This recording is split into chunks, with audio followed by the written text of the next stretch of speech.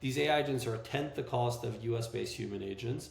They're performing as well. And if not everything's perfect, you will say, hey, put more effort in this to make it perfect because it's worth it.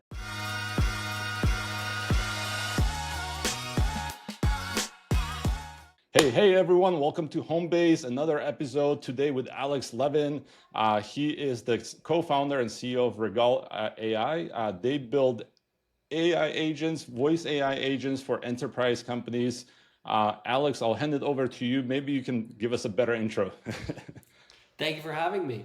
Happy to tell you a bit more about myself. So my background is mostly as a marketer, as a product manager, and then before this, actually, my co-founder and I both joined a company in the home services space when it was about $1 million in revenue, so pretty early. They just were raising Series A when we joined, and the premise was, hey, if you buy everything on Amazon from products, like why can't we have like everything for services, home services online as well?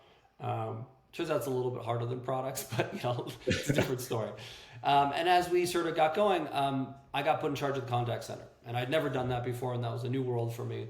And I'd say the first thing I was told was, never let people call you. Hide the phone number, like deflect to other channels. Like why? Because it's very expensive, and it's actually operationally the hardest channel to run. Calls is quite difficult, and it's I sort of bought into that, let's say, for a long time. And over time, as we grew, eventually we joined up with a couple other companies and made what is now called Angie. It's a public company. It's over $1 billion in revenue. It's the largest home services provider in the world. The team on the contact center side became about 3,000. And, I got a more sophisticated view, let's say, of calls. And I'd say my opinion became that when I looked at customers who called us, their lifetime value was higher. And if I wanted to reach a customer and I emailed them, 2% would click. If I called them, 20 or 30% would answer. So I said, wait a second, why is everyone telling me phone calls are bad if actually it leads to higher customer LTV and it's a better way of contacting people? This is strange. So I started working with our contact center software, the actual phone software vendors, and saying, hey guys, why you keep telling me to get away from phone? I think there's more opportunity here. And they basically told me, Alex, you're crazy. This is companies like NICE, Genesis, TalkDesk, Five9. They said, you're crazy, Alex. Voice is dying. No one wants to talk on the phone. It's all about, other channels. I said, okay, fine. So eventually I left, and started my own company to build software for, consumer brands and contact centers around calls, around voice, because I believe so much in it. And this was 5 years ago. And when I started, AI agents were not good enough. They were not in a state where they could handle the full conversation. So largely, we were building tools around when should you be calling somebody, or when should you be answering a call? What should you say? How do you do A/B tests? How do you look at what happened in the conversation? But it was human agents still doing it. And it wasn't until about 2 years ago, a little more, 2.5 years ago, that we finally got a demo of an AI agent on voice where I said, wow, that's now good enough. Let's push in that direction. And we went back to customers saying, guys, you know what? The humans are the weakest link. Let's have the AI agent do the thing instead of human agents and see what happens. And I'd say the biggest shift in the last 12 to 18 months is that always these voice AI agents were cheaper than humans, but it's only in the last year and a half that these AI agents perform as well or better than humans. So for a long time, the positioning was automation in voice is deflection, meaning it's just a cheaper way of doing this that's less good, but it saves us money. Now the positioning is different. If it's cheaper and as good, it's a replacement, right? It's containment, meaning instead of having one human agent, you have one AI agent that does just as good a job at a tenth the cost. And that's the future. So best companies within 3 years, 90% of their calls and other channels too will be handled by AI agents. I think the slower ones will be 10 years, but that's kind of what we're talking about. It's a sure thing now. Unless there's a legal reason why you have to have a human on the phone, it's gonna be these AI agents. You answered so many of my questions. But okay, so speaking of legal stuff, one use case that pops up is lead gen, right? Like, and I believe like you can't make cold calls. Is that something that is still true, or like do you see that changing if it is true? Like, what do Well, you I see don't there? I don't think anybody should be making cold calls. So it's nothing to do with AI. Like you should Hmm. not be making cold calls to random people in the United States. Like stop doing that, please. Like help everybody, help yourself. Uh, I know there are constructs for allowing it, but largely we don't operate in that world. We operate with companies that get TCPA consent, meaning you at some point go to their site, you type in your phone number, you say yes, I give you permission to contact me, and uh, and they're calling you already perhaps about about your account, about something else, or they're texting you about it. And the only difference now is it's an AI agent doing it.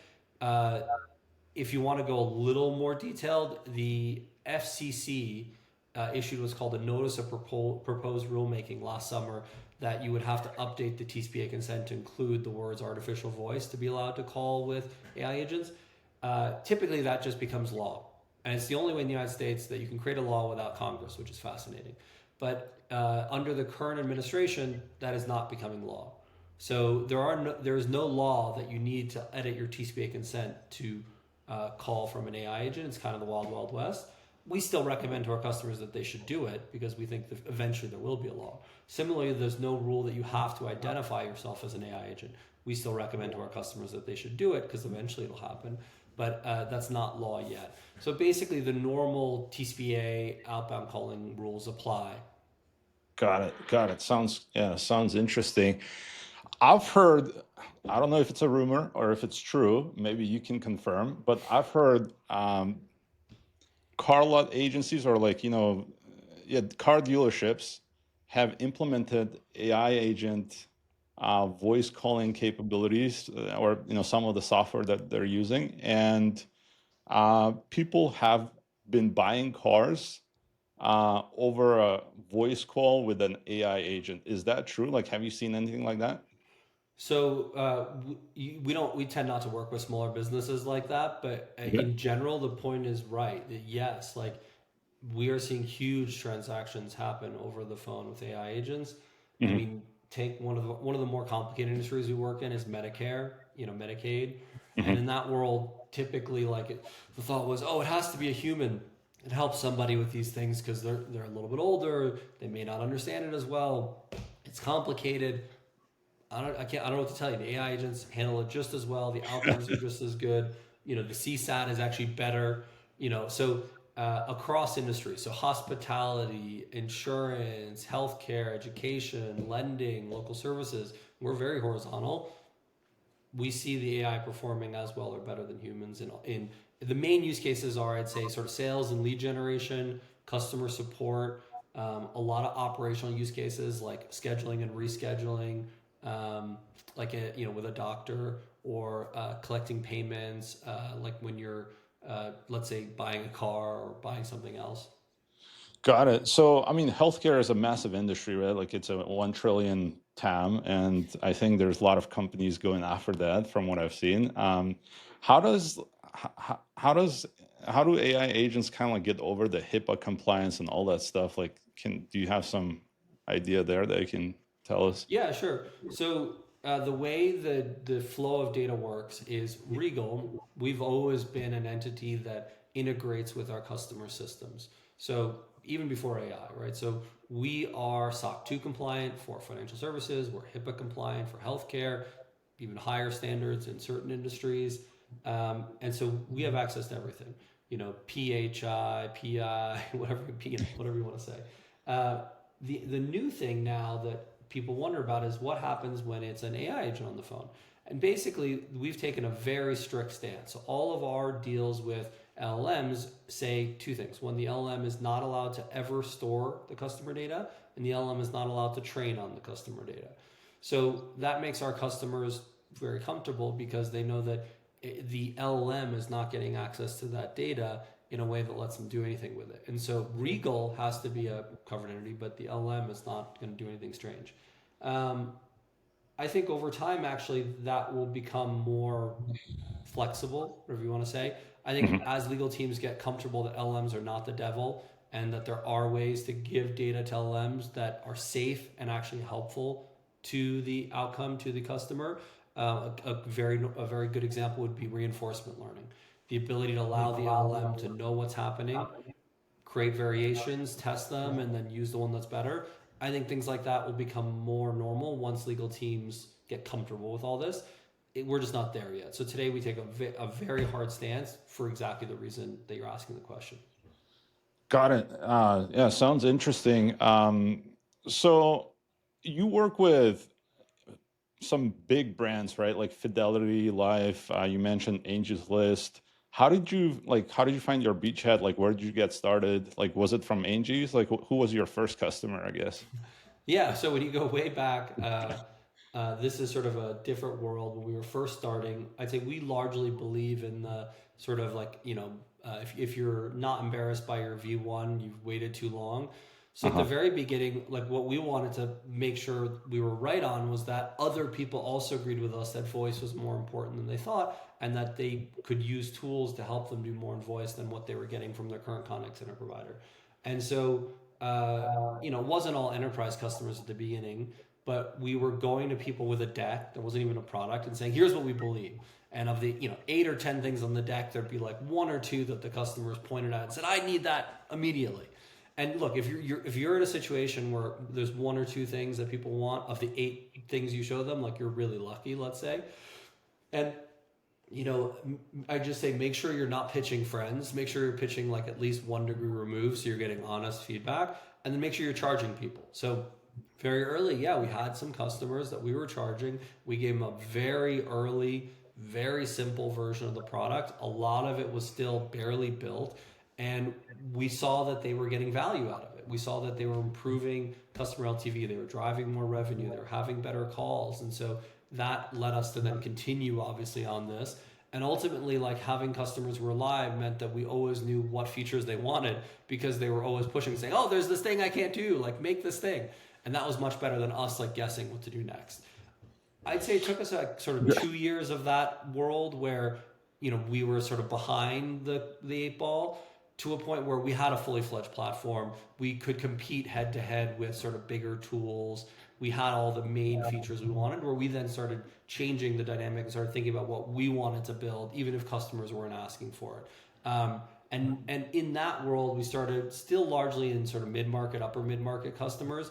And it wasn't until maybe the last 2 years that really we started competing very effectively in enterprise and, going after much larger type businesses. Got it. And so, speaking of enterprise, at least like from the conversations I've been having, what I hear is a lot of, especially like outdated, older enterprises that I don't know are moving kind of slow. They're always are a lot of them are stuck in the POC stage, right? Like they never get out of it. Like, what are you seeing out there? Like, are you seeing a lot of successful deployments? Are things changing? Um, what do you see in the Yeah. enterprise and AI? Well, I'll sort of give you two concepts. So one is, companies come in and say, we're always laggards in every new wave. Like we're going to be laggards in this. And I go, what are you talking about, guys? Like you missed the I don't know, the app wave, but that doesn't mean you have to miss the AI wave. Like you could get on this wave early if you want. And they go, oh, that's interesting. Like, so I think companies are deciding for this new technology, do they want to be leaders or laggards? And that is a strategic decision.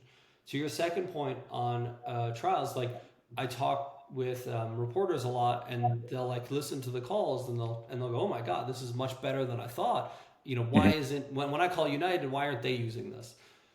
And it's a Mhm. it's a sort of good question. Like, and it's not just the POC thing. I think the number one blocker is it's been 20 years of people telling contact center leaders we have better voice automation, and so every voice leader has seen it all, and it all is terrible, and they just don't want to see it again. And so the first big step is just getting in front of them with a demo and showing them that this new technology is different. So Mhm. for instance, like we just got in front of one of the biggest home goods retailers in the world, and they go, "Oh my goodness!" And we're like, "Yes, like this is different. There are capabilities that we have now that didn't exist before, and we're continuously." And they go, "Wow, let's engage." But they wouldn't have come to us because they assumed that it was bad. So that is a big gap. And then in the actual POC phase, about 90% of our POCs become, actual things. So we personally have a very good rate of going forward. but it takes a lot of work to make sure that everything is aligned so that we do this correctly and we actually are successful.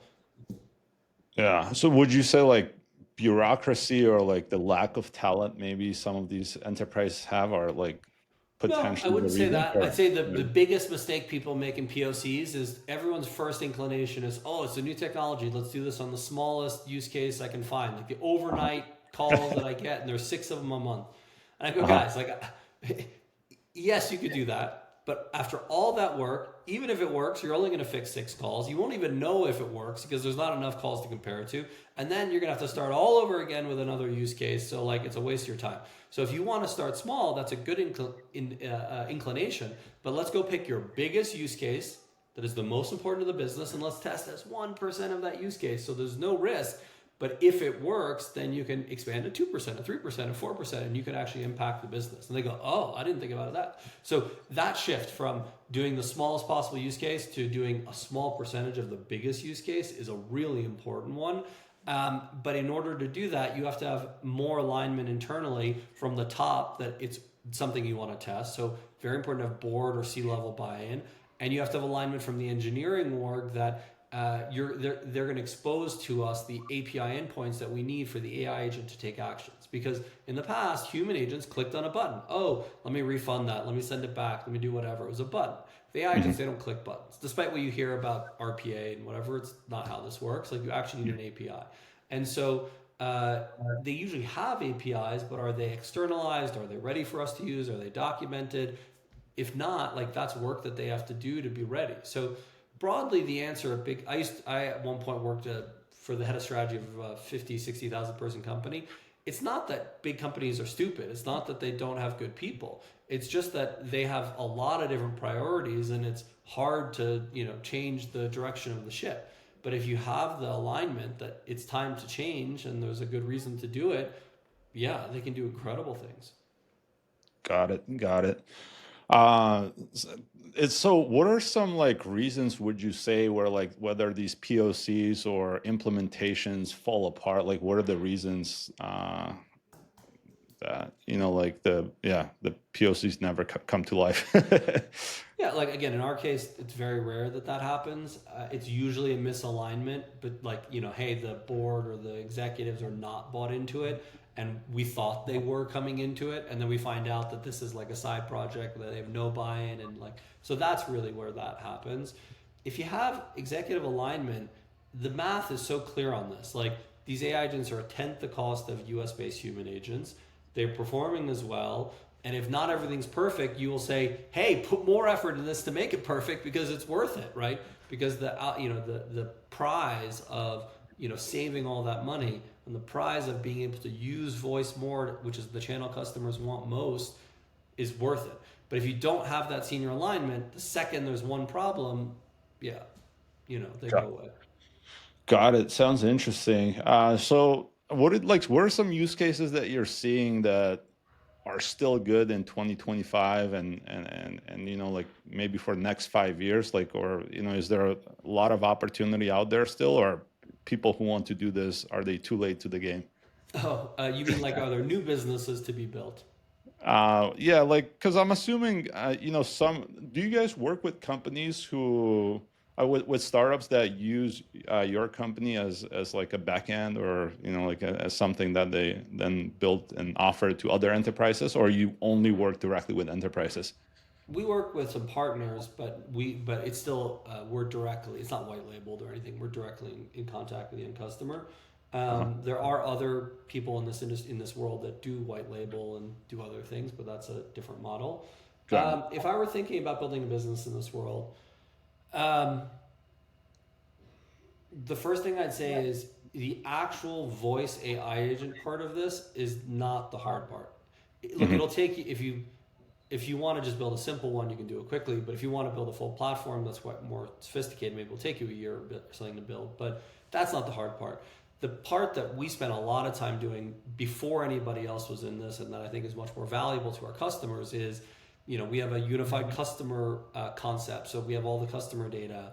We have A/B testing. We have outbound orchestration, inbound orchestration, post-call analysis, heavy metrics, deep integrate. Like, it's all of the tools around it. So I'll give you some examples of the type of problems that many of these startups don't know how to solve that we solve well. So for instance, how do you integrate with all the different systems internally? How do you orchestrate actions beyond just like talking and answering questions? How do you make sure that the AI agent is safe and doesn't say anything it's not supposed to? These are how do you test the agent continuously and so that you know what it's doing? These are complicated problems that we spend a lot of time working on to make sure our customers get the benefit. That a lot of these like, oh, here's a little AI bot, don't handle any of that. Got it. So, I mean, it sounds like you take a lot of stuff off of your customers' hands, like in terms of development or implementation. Like, so what is the customer responsible for then? Like, Well, so first of all, they have to decide what the use cases are, what the business, priorities are, how they want to handle these interactions, all that kind of stuff. In the same way that they're perhaps working with a BPO today. There's the customer slow signing on. The BPO is just operating the actual piece. So they can use us somewhat like a BPO if they want. Other customers want us to train them, and so we have a training program and university, and they can train and certify people internally so that they can run all this. The product is self-serve. I'd say most customers can get to 80-90% of the way there on their own, and they still need us for the last 10%, not because our product is complicated, but because there's still enough gotchas in how all this stuff works that they need some help. Maybe in a year or two that won't be the case, and it'll be we've gotten all of that stuff tied off enough that there are fewer gotchas. Um, but I'd say there's so much change happening. This is my general theory about this space. It's so rapid and there's so many changes that what most of the big companies that try doing it themselves have found, either doing themselves on top of OpenAI or doing themselves on top of platform, it's that they weren't keeping up. And if they weren't every day constantly obsessed with this thing, they were falling behind. And so the value of working with one of the better vendors in the space is we are on top of the latest things. We do know which bets to take. We are giving you access to things that you didn't even know about. And we are just helping you take advantage of the latest and greatest. And that's a huge advantage. If in 5 years the change stops, I think you'll see many more companies take it over themselves again. got it. So, okay, so you guys just raised 80, or you guys raised 40 million, but I think you guys raised over $80 million in total, right? And so what was that tied into your guys' expansion into just call centers? Tell me a little bit about like what got the investors over the edge to go all in with you. Like what was the metric or like the signal that got Yeah, investors excited? I'd say, look, it depends on the stage. Like very early stage, obviously they're excited mostly about team and a little bit sort of market. I think as you get into Series A, proving that your hypothesis about the market and the thing you're building is right, which could be revenue, could be customer interviews, could be different things. Um, that's kind of the next step. And then as you get sort of past A, there's more and more metrics, right? So they can look at one of the most important ones basically is retention, revenue retention, net dollar retention. They can look at how are customers performing over a longer time as an indication of is this product sticky. So I think the hardest thing for investors is when there's very fast revenue growth and there's no history on stickiness, Mhm. because then they're wondering, is this persistent revenue or not?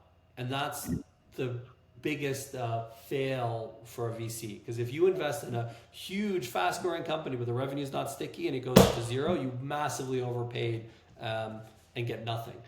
Yeah. It's actually better if you invest in a company that's slower growing but has better revenue retention. So, look, the best is if it's high growing and has very good revenue retention, of course, but that's rare. So I Yeah. think, finding that balance as an investor is what they're looking for. The other advice I give people always is when you're fundraising, you're not actually going out convincing people of anything. What you're doing is you're explaining what you're doing and you're hoping people don't walk away. What I mean by that is go find people that already agree with your viewpoint and are only trying to assess if this company or this team is the one they want to bet on. Because then you're not having to convince them of the opportunity. You're just talking through like, are we the right fit together to go after this? And that's the type of conversations you want to be having. If they're asking you core questions about what you're doing as a business, it's the wrong investor. Got it. Interesting. Sounds good. And then are you guys right now expanding internationally? I mean, I'm guessing there's a lot of call centers, like even here in Mexico where I'm at. I know, a lot of companies outsource their, calling outside of United States. Are you looking at international markets or just for now working with US customers? Mostly US customers. Our customers have call centers all over the world. So we end up working with people all over the world, but we're not going after, anybody outside of sort of, it's certainly not English. We're not going outside of like English speaking countries. Hmm. And I'd say we have a few clients, yeah, in Europe and other places, but it's because they also have other reasons to work with us. It's not like we have an office in London or going after European companies. Got it. Sounds interesting. I mean, so what do you think? It sounds like this may affect some jobs, right? Like if you think about it, like are you seeing companies downsizing their customer support teams, or what are the shifts that you see after they implement voice AI agents successfully? Yeah, one of the pieces people don't understand about contact center teams is that there's a 40% churn annually, sometimes even 50%. So if these companies do nothing, they're going to lose half their employees this year. Uh-huh. So it's not like they need to go and fire people. It's just they are going to stop hiring new people. So I think, it's not like we're seeing mass layoffs or anything. What we're seeing is just that there's going to be fewer jobs in the space in the future. And honestly, I don't think anybody is really complaining about that. What people are trying to figure out is if there's not this entry level sort of part time, relatively low stress job in a contact center, what is the other job? And I think what people are finding out is there are jobs training agents and prompting agents and building training materials and doing other kinds of things that humans can do that AI can't, that are going to expand in this world that didn't exist before. So will there still be low end jobs? For sure. The other thing that's going to happen is a lot of people that previously, didn't think they were capable of doing something are now going to have access to AI ad tools and AI video tools and AI whatever customer service tools and AI this tools that are going to let them do more than they did before. So it'll allow them to build a business more quickly. Now, what's the consequence of that? One opinion is that it means that more people will build businesses that are successful and use that as a way of changing their life stature, life position, and building wealth. I heard another opinion recently, and I don't know if I agree or not, that basically once AI is everywhere, it's not going to be possible to build differentiated businesses anymore. There's not going to be startups that pop up anymore. And so the number one way to change your position in life or build wealth is going to be gone. And so if you have any desire to change your station in life, you need to do it today. You need to immediately quit school, quit your job, go start a company, because if you don't sort of change your life's position in the next 2, 3 years, there will be no more opportunity. Now, I think that's overblown. I don't think there's ever been a situation where there's not opportunities to create businesses. But anyway, it's a position to think about. Yeah, it's crazy. I mean, I have a lot of really smart friends who think, I mean, like even tech jobs are mostly gonna go extinct. And then you have like, like especially like people outside SF, outside of New York, like who think AI can't do anything correctly, and so everything is safe. And then I don't know, OpenAI, Anthropic are predicting, like 10, 20% unemployment rates in the next 3 years. Like Well, that what's I your haven't seen. outlook? Sorry. I've never seen anybody predict 10, 20% employment rates. Think about the major technology changes in the past decade. So Uh-huh. think from a washing machine. That was a major technology change. Think about the telephone. Think about the computer. Think about internet. Think about all of these eliminated massive swaths of jobs. But net, our efficiency as a country, as a world has gone up, and the number of jobs have continued to do fine and grow, and unemployment rate has not skyrocketed. So I think people are just being chicken little and saying the sky is falling. There will be new jobs created. It's just how this works. It'll just be different jobs. That's what I think so too. Yeah, I mean, makes sense. I mean, and especially like like they say tech software is eating the world with. It's like there's still so much to go. Like, I mean, there's so much opportunity internationally in different markets too. Yeah, but if Uh, you think back, even like one of the I think more interesting histories is, do you know where the word computers come from? There were literal people that used to compute, do calculations, and they were called computers. The people are called computers, and then eventually that got taken over for the machine. And another sort of side note is that originally it was mostly women that were computers. And so, yes, women are very talented at math and very good at this. And over time, as it became a job that was seen more important, more men came into that career, and it sort of the split of genders changed. So, I think what you're going to see. My point is not about genders. My point is that if you look at the history of this, the job changes. So, it went from a human computer to a physical computer with a person operating it to a software engineer to now it's going to be a prompt engineer to then it's going to be something else. So yes, the job will change. You're not going to have as many software engineers in the same way, and it's not going to be the same ability to sort of generate high salaries just by sort of going to a boot camp. But there's, people who know how to prompt engineer are going to be really valuable. So there's just going to be a new job that is going to be the sought after job. Got it. Got it. Yeah, sounds interesting. So on the topic of, like now is the time to start more startups, or like now is the time to start startups for like, anyone who's on the fence. What are like some of the more exciting opportunities that you see out there in AI that someone can tackle or go after? Yeah. Look, at a high level, I mean, I'll repeat what has been said, so I apologize if this is not all that new. But at a high level, it is easier than ever to create use AI to do things. So if all you're doing is using AI, you're probably not going to have a differentiation for long. So remember that in a company, you want your company to do as many things that are different from other people as possible. So if you're doing 95% of things that are different than other people, that's good. If you're doing only 5% of things that are different than other people, that's bad. So more difference is better. So what I would suggest is go find an industry where, or a use case or something where you have a highly differentiated viewpoint. Ideally, like your viewpoint is different and right. Right. So you don't, if you're different and wrong, that's bad. But a different and right is a very good place to be. And ideally find perhaps an industry that other people don't understand as well as you do.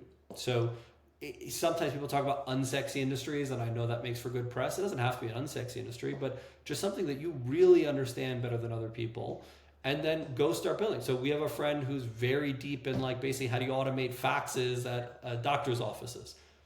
Okay, that happens to maybe be category unsexy, but my point is like he just really understands it and has been able to build a very differentiated product using AI. But so that's going to be a very good business probably. Versus if you go and are the 18th person that goes and tries to build an app connecting two people using AI, probably like look, it's possible you're the one that takes off, but it's less likely. So I would go and find something that hopefully is interesting to you. Go work for a company in that space and deeply understand it, and you'll naturally think of opportunities, find opportunities where AI can differentiate, and start building integrations, the workflows, the differentiated pieces that are going to let AI be more successful in that space.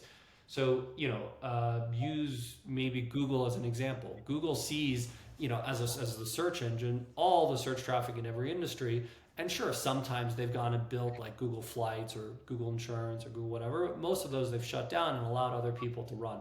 OpenAI will be the same. OpenAI obviously sees all the traffic in different industries, and so they know when people are using them for customer service or for legal or for whatever. And is it possible to build some businesses trying to become the actual application layer? Yes, but I think mostly they're going to stay away from it, and so there are opportunities for people to build that application layer. And the real winners will be in that application layer. Got it. And so would you say OpenAI, like, do you think OpenAI may someday come after kind of like Customer your, service. Yeah, yeah, the most obvious. So in AI, the first use case that has actually really taken off is the coding assistant. So Cursor, right. let's refer. And Yeah. obviously they see that and they've bought or they're trying to buy a player in that Yeah. space. That's the first one that's true breakout. The second one that's not yet, I'd call it breakout velocity, but people believe will, is this customer service world. Look, altogether, all of the big AI customer service companies probably don't have $100 million in revenue yet. but people believe that'll be the second breakout category. So is it possible that OpenAI is going to come after us? Yeah, it's possible. What's the third category, fourth, fifth, sixth? Yeah, they're smaller, and it's less likely that OpenAI will come after them. Got it. Got it. Well, speaking of like AI agents, I remember when I first used AI writing assistants for emails, it analyzed someone's profile and it read that, this person worked at like a food bank, and the way it the way it structured that email when it sent it out to that person, AI thought that this person was homeless, so it wrote to him and said like, hey, I see that you're homeless, and this is a CEO of like a big company, right? And so it was a bit of a blooper, so to say, and it's done a couple of those things. Like, what do you see with like how far have voice AI agents come so far? Like, are they able to hold like a 10-minute conversation with a customer, or like is there like some kind of a cutoff that like you see companies kind of like following or putting guardrails around? Like, what do you like? How far can you get with voice AI agents today? Yeah, so a lot of different concepts in what you're talking about. So I'd say the number one thing people are worried about, even more than the one you mentioned, is hallucinations. It's like, oh, Yeah. there's this hallucination. Well, you know what I try to explain to people is, well, it's not actually what you think. You're misunderstanding it. If you take a human being off the street, you put them on the phones, no training, and you say, do what you want, guess what? They're going to say crazy stuff. So if you do that to an AI, that's going to be crazy stuff. But if you take a human or AI and you say, okay, here's the things you're allowed to do, here's the guardrails, here's training, here's whatever, both the human and the AI can be great. And so we can make the AI lock down as we want. So hallucination is not exactly the problem people think. We can actually make it so AI has no ability to variate and is much more sort of what's called low temperature and has Mhm. very strict guardrails. AI can say I don't know now. So like that's not the problem people think for AI conversations. Now that's different than the point you're making, which is both humans and AI misunderstand things.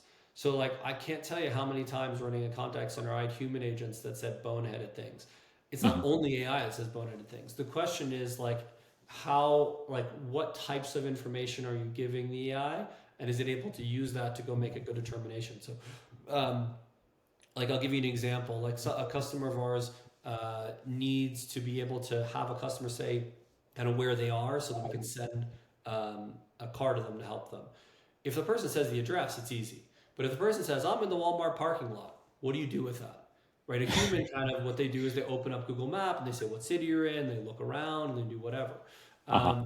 So AI, if you just don't give AI Google Maps, like has no ability to do that. But if you give AI Google Maps and you say, okay, ask it the questions you need until you can get to the place, well, it can do it too. So it's not that AI can't do any of these things. It's you have to think through what is the human using to get to the level of certainty that they're at, and be really honest about what is the level of accuracy of the human, and then compare the AI to that.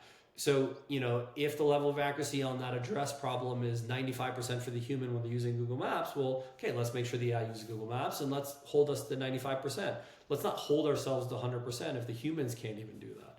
So I think that's what people often do badly in this is they don't give the AI the same tools or training, and they don't hold the AI to the same standards. Got it. So yeah, AI, is moving so fast. Do you expect any big breakthroughs in the next couple of years, especially in voice AI? Look, I mean, breakthrough, of course, will happen. I don't know when, and I'm not going to predict that. What I will say is that the main components of what's going on, the ability to understand what the customer is saying, the ability to generate speech, the ability to use knowledge bases, the ability to then speak back in a human like voice, each of those components we're constantly making better. There are constantly open source models and vendors making better. Like every day there are new things. Now, not all of them are valuable, but there's constant improvement. So this is certainly, as people say, the worst these agents are ever going to be. And I'd say the one that'll have the most impact on people is when the voices cross the threshold of being indistinguishable. So I don't think the voices are yet indistinguishable from humans. I mean, I can tell when it's an AI versus a human. But I don't think we're far. Like the things that need to happen in order for them to be indistinguishable are known problems that are being worked on. They're not like unknown things we can't solve. So I think that is very solvable. The so like how the LLMs improve is more opaque to me because I understand it at a high level how the LLMs work, but I will say like it is a lot of these companies are intentionally pretty opaque about what they're doing on that side. Um, and then on the sort of understanding, like translating speech into text or understanding what people say, that's been a problem we've worked on for a very long time and it hasn't had huge improvement. Like it's gotten to 98, 99%, but it's not at 100%. And I don't know that it ever will be at 100%. But in the same way, maybe humans are not at 100% understanding either. So I'm not sure it has to. And then there's other like small problems, like how do you identify background noise and remove it, or how do you do turn taking better? So how do you know if I'm interrupting you, you should talk or not talk, or when to talk? Like those are problems that again are pretty well understood and are continuing to get better. Got it. Interesting.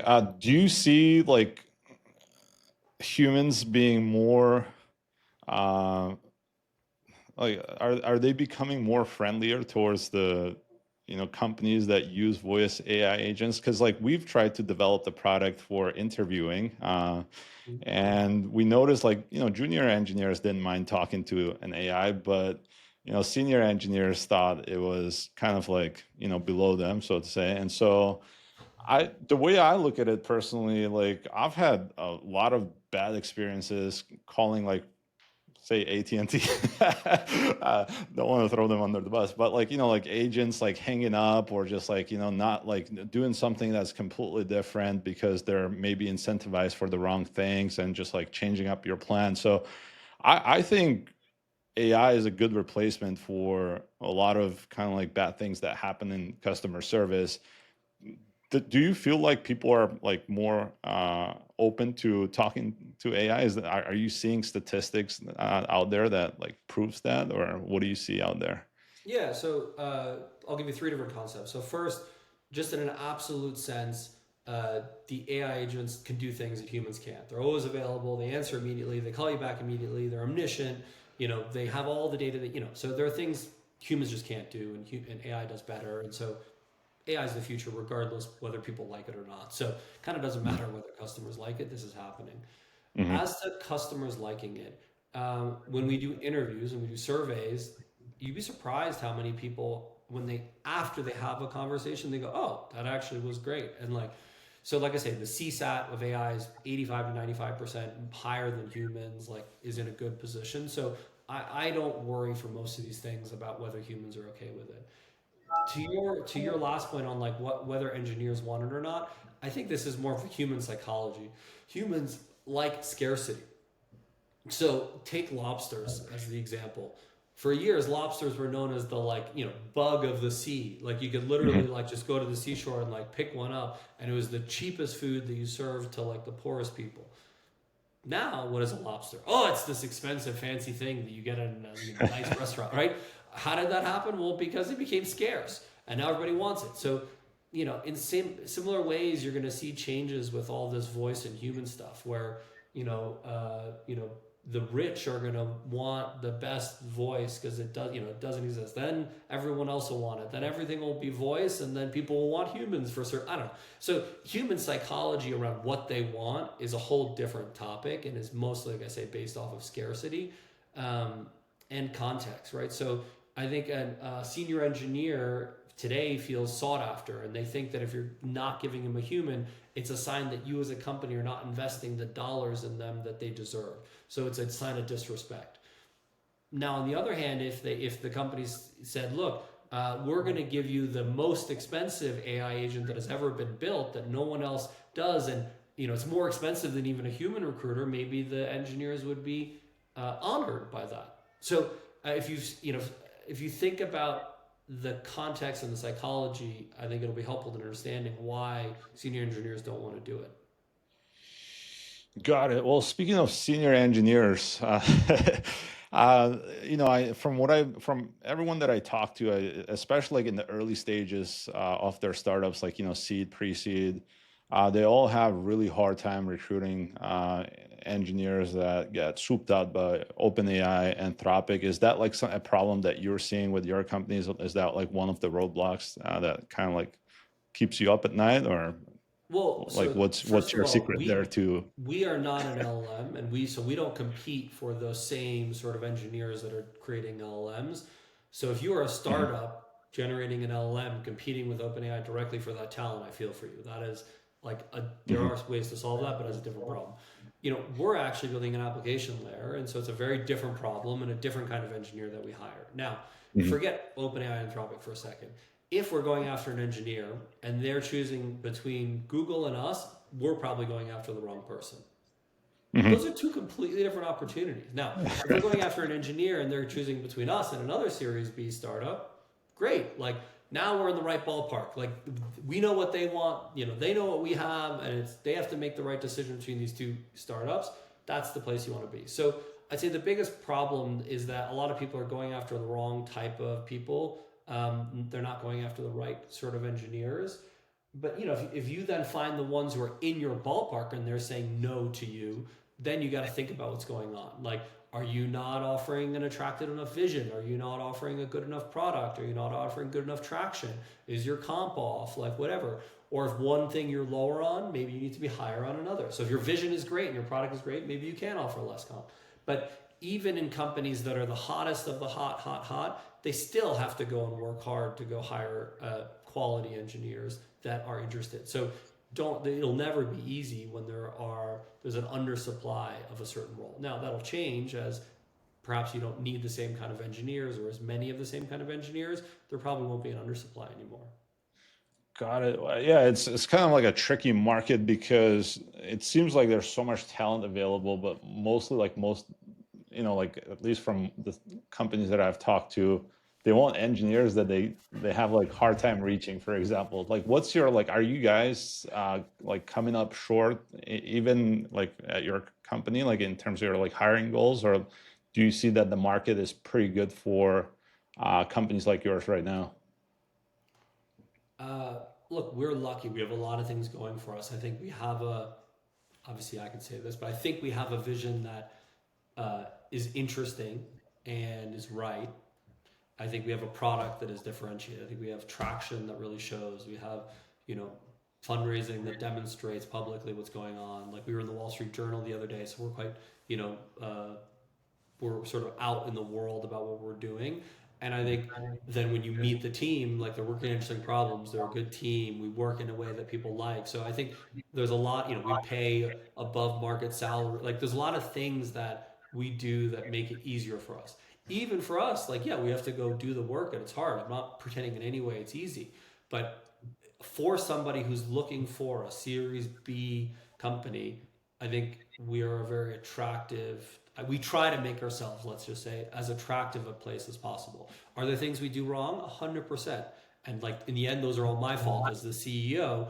And it's my job to help make sure that we are doing the things that make us more attractive as a place to work. Got it. So, yeah, on that topic, like, what does your roadmap look like? Where are you guys going? Like, what do you like? Where do you see your company in like 5 to 10 years?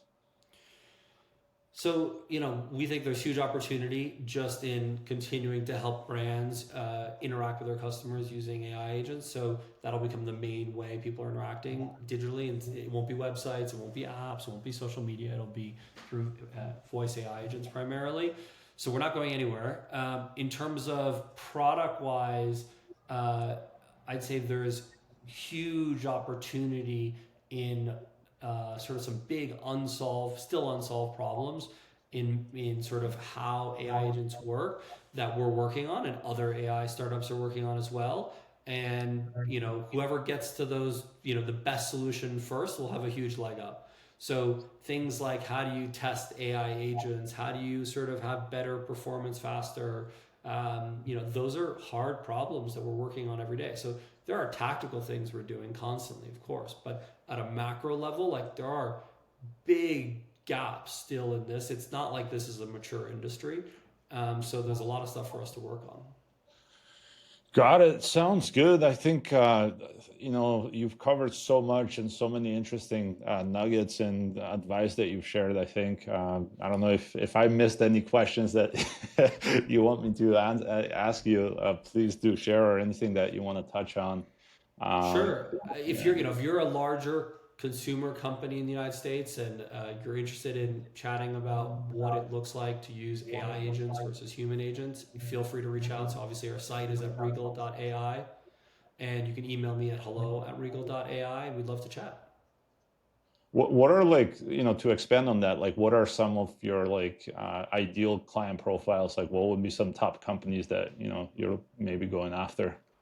So we tend to work with either enterprises, so legacy enterprise companies, or the larger growth stage startups. So, for instance, in insurance, either AAA would be a legacy one, or like a Kin or Ethos would be one of the newer, bigger startups. Or in healthcare, like a legacy one would be a big hospital system to work with. A newer one would be like a Roman. Similar in retail, in education, in lending, in local services, in all these spaces. It's both of those categories, and what we're looking for really is large customer service or contact center teams. It doesn't have to all be customer service. It could be sales, operations, other things. But if phone is a really important channel for you to be engaging with your customer, I think that's where really we can be the most helpful. Got it. Well, Alex, thanks for coming on the show. I think, like I mentioned, a lot of great insights that you shared. We'll be sharing those with our audience, and then yeah, hopefully you guys keep kicking ass. It sounds like you guys are doing pretty good. But yeah, thank you again. Yeah, thank you for having me.